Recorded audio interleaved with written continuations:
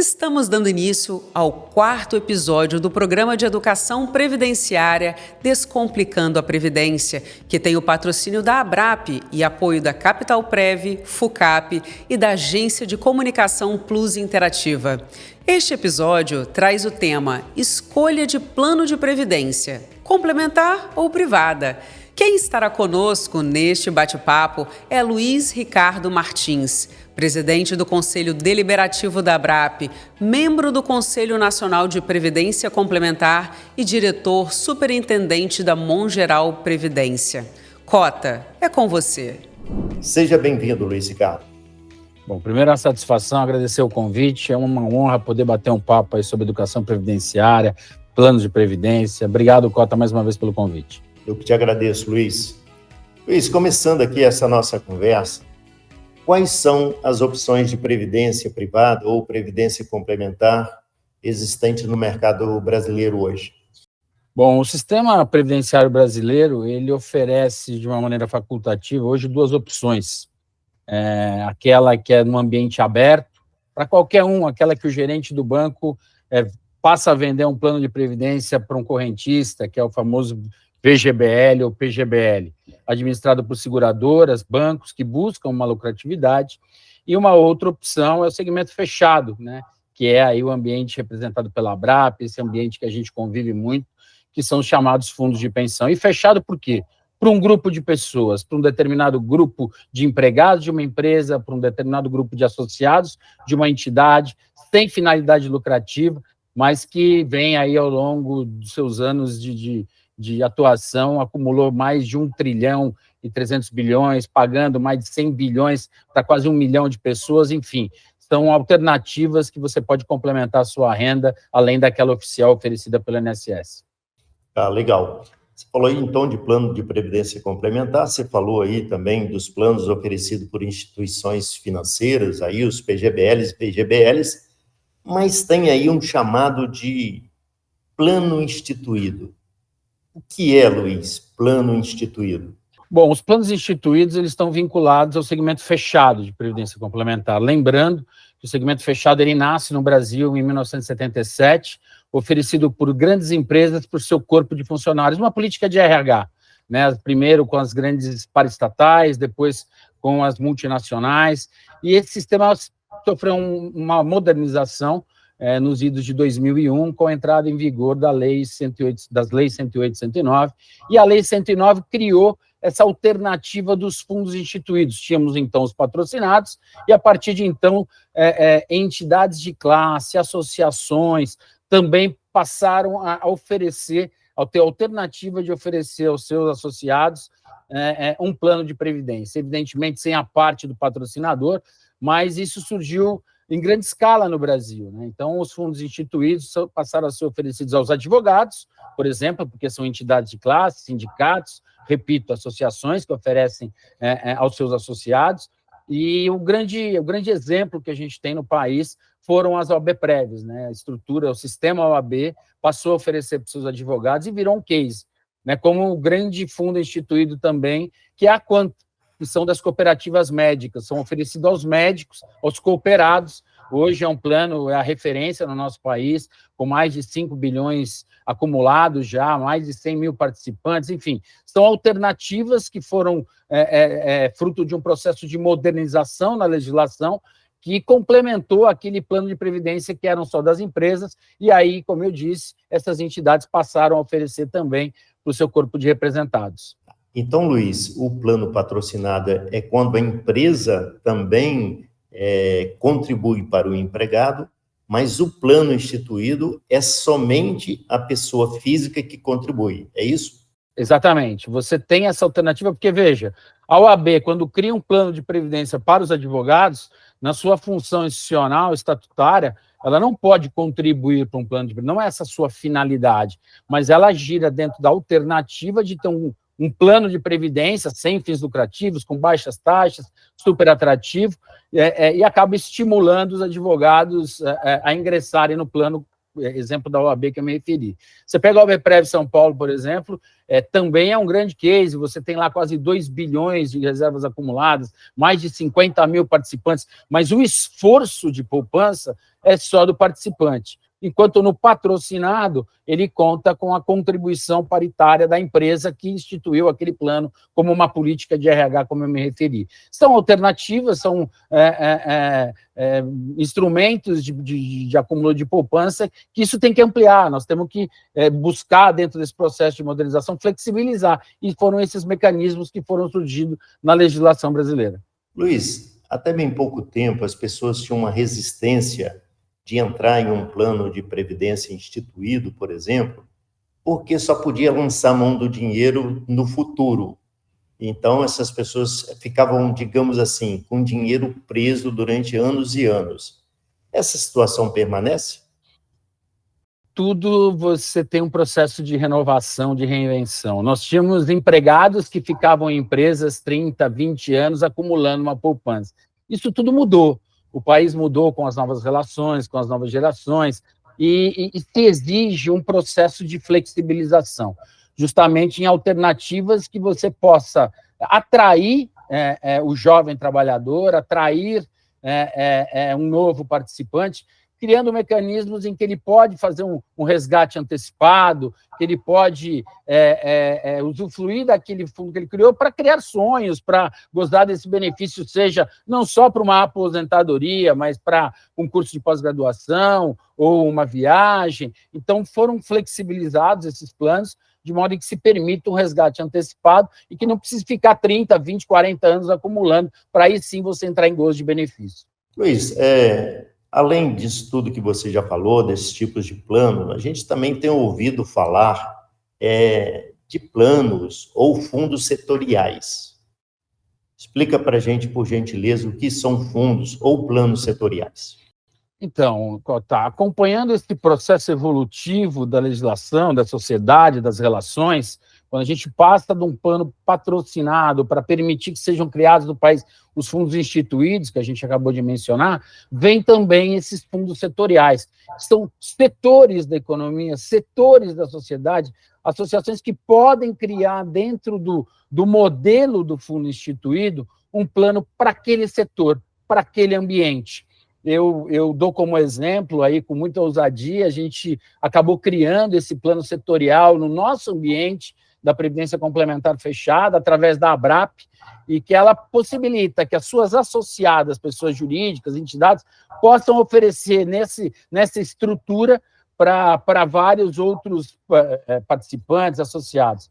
Temos também o instituído corporativo, né, que é também uma figura do setorial, em que você possa alcançar setores empresariais para que ofereçam para os seus empregados, para os seus trabalhadores, para os seus colaboradores, sem ter a necessidade de patrocinar um plano. Então, ele institui um plano setorial corporativo para aquele grupo de pessoas que trabalham naquele ambiente empresarial. Então, hoje, você tem no país 5 milhões de empresas, né, o PNAD aponta isso, as empresas com mais de 50 milhões de trabalhadores, que esse fundo setorial, fundo instituído corporativo, essas novas figuras de planos possam ser oferecidos de uma maneira flexível e que haja flexibilidade, não haja amarra do empresário. O empresário, muitas das vezes, ao se ver obrigado a aportar a paridade contributiva dele, muitas vezes não cria um plano de previdência. Então, o instituído, o corporativo, o setorial, são alternativas em que a gente quer estimular a criação de vários planos para alcançar vários setores da sociedade. É um pouco disso. Legal, Luiz. Então, assim, primeiro, não precisa da pessoa ter uma carteira assinada para aderir a um plano. A pessoa pode ser MEI, pode ser autônomo, etc. e tal. Ou seja, ninguém tem desculpa de que não tem motivo para fazer um plano de previdência, não é isso? Exatamente isso. Quer dizer, se o sistema nasceu lá em 77 com uma divisão muito clara, e a Constituição também traz isso, entre segmento fechado e segmento aberto, hoje a gente nota que o nosso segmento fechado nunca teve tão aberto, né? Porque hoje a gente pode alcançar, como você bem destacou, autônomos, pessoas jurídicas do lucro presumido, você pode alcançar o maior número de pessoas através dessas facilidades que são criadas, de novo, nos instituídos, nos setoriais, e aí é muito do estímulo, né? Então, você acaba estimulando empresários autônomos e criar alternativas de eles ingressarem em plano de previdência. Porque se antes era só um empregado, ou só o associado de um sindicalizado, hoje não. Hoje a gente está aberto no sentido de alcançar inscritos no INSS, alcançar, como eu me referi, qualquer profissional que tenha sua pessoa jurídica estruturada, ele pode hoje estar oferecendo, estar ingressando num plano de previdência complementar.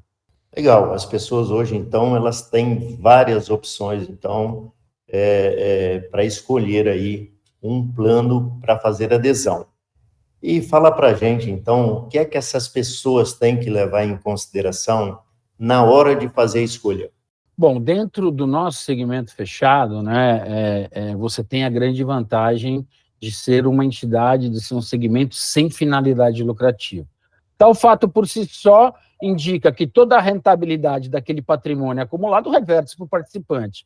Enquanto no segmento aberto, e não tem problema nisso, você tem a lucratividade, então você tem aí as suas taxas de gestão, taxa de administração, em alto índice, no segmento fechado não. No segmento fechado você tem taxas irrisórias, muitas vezes até taxa zero, né? E aí a rentabilidade, como eu me referi, ela se reverte totalmente para o participante, e você tem também a força daquele ambiente que você criou. Então, a OAB, cada vez que quando criou um plano de previdência, ela fortalece todo o seu ambiente. É mais um benefício. Enfim, você tem inúmeras vantagens, inclusive de participar do plano. O segmento fechado, a lei determina que o participante tem assento nos órgãos da estrutura da entidade. Então, você tem aí o ambiente do Conselho Deliberativo, que é o órgão maior de governança. Você tem assento que o participante ele concorre por eleição direta a essa participação, no Conselho Fiscal também, ele acompanha um plano que foi criado por ele e para ele, né? Então, você tem também essa grande vantagem na escolha de um plano fechado. Luiz, produtos previdenciários ou fundos previdenciários são diferentes de produtos de investimentos ou fundos de investimentos? Muito, né? Você tem, dentro do nosso segmento previdenciário, você tem uma relação de longuíssimo prazo. Você tem as pessoas acumulando, contribuindo recursos por 20, 30 anos e mais 20, 30 anos para gozar do benefício. Então, as políticas traçadas ao longo desse período, ela busca, ao longo prazo, uma maior rentabilidade. Quando você tem um produto, um fundo de investimento financeiro, você tem a visão do curto prazista, né? Então, isso você muitas vezes acaba comprometendo aquela rentabilidade que você pode alcançar numa estratégia de longo prazo dentro da aplicação daquelas reservas, né? Então, você tem aí uma grande vantagem que joga a favor do segmento do produto previdenciário, que é ao longo prazo, como tudo no nosso segmento. Está tudo vinculado a essa longevidade. Muito bom, Luiz. Agora, fala para a gente, na sua opinião, por que as pessoas precisam contratar um plano de previdência complementar ao benefício que irá receber do INSS? Bom, Cota, a gente sabe que cada vez mais o INSS não tem sido capaz de gerir as aposentadorias e por N razões, né?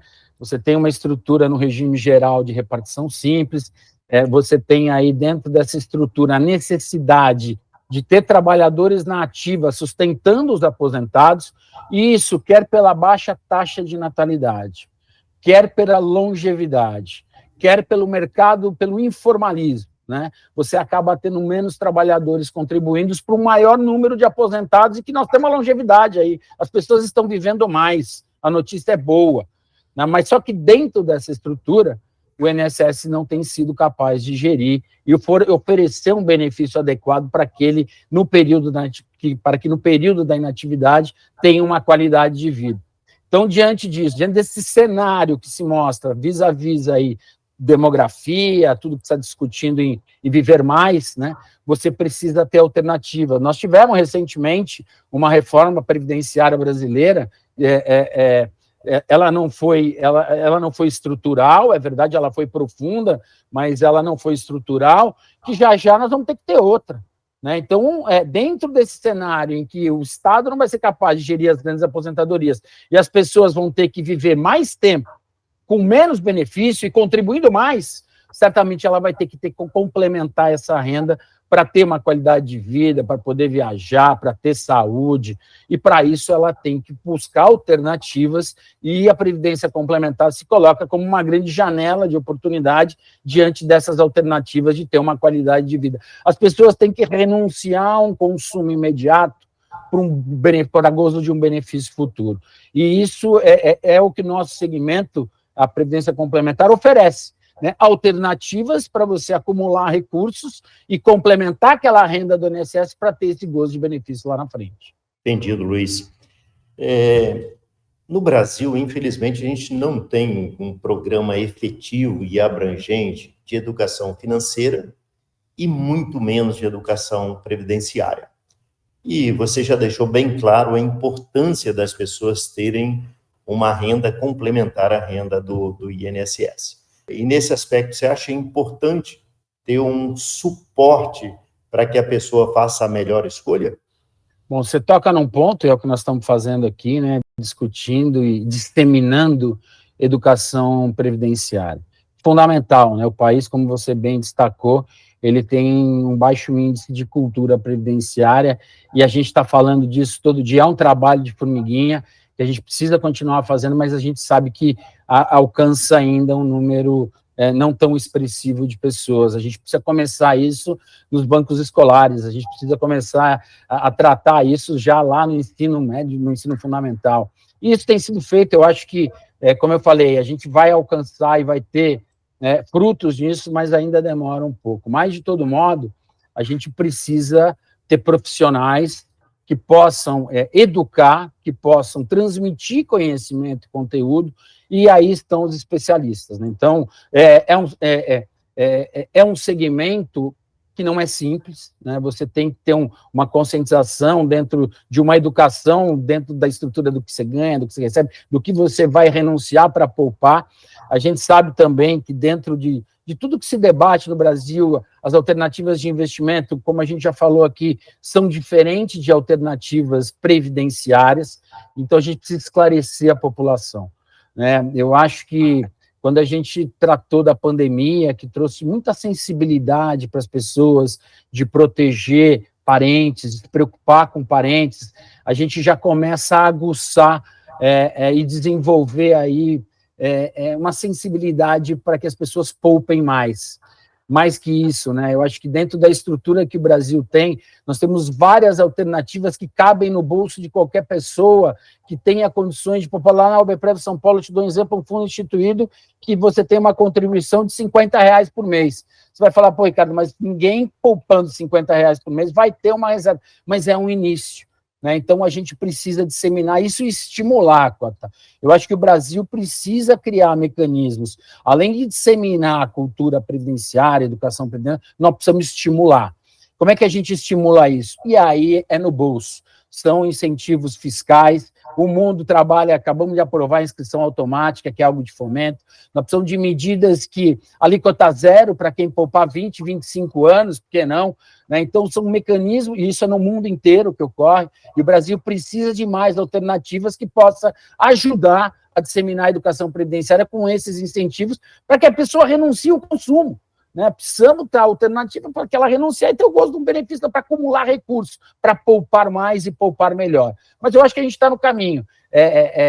Ainda embrionário, a gente tem aí uma penetração ainda pequena no país, porque, como eu disse, a baixa cultura previdenciária, mas nós estamos no caminho. A gente fala disso todo dia, né, Cota? Então, isso, para nós, é algo primordial, se valer de estímulos, se valer de profissionais, para que possam chegar a potenciais poupadores previdenciários que possam acumular os seus recursos e ter uma complementação ao regime geral e ter condições de usufruir uma qualidade de vida no período da inatividade. Eu acho que é um pouco disso. Não, realmente é isso, Luiz. E é uma pena a gente ter tão pouco tempo para bater esse papo contigo aí, que tem essa enorme experiência no segmento.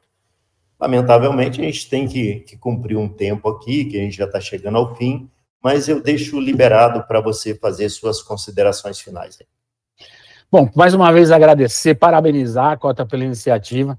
Eu acho que o Brasil está no caminho certo, eu acho que nós temos aí grandes janelas de oportunidade que a gente pode levar. A Previdência Complementar é a grande saída hoje para buscar uma reserva de poupança, como eu falei, para buscar uma qualidade, ter um padrão e um conforto, uma qualidade de vida no período da inatividade. A gente cada vez mais vê o INSS aí não sendo capaz de gerir, então nós precisamos criar alternativas, várias janelas de oportunidade, uma conscientização maior da população brasileira.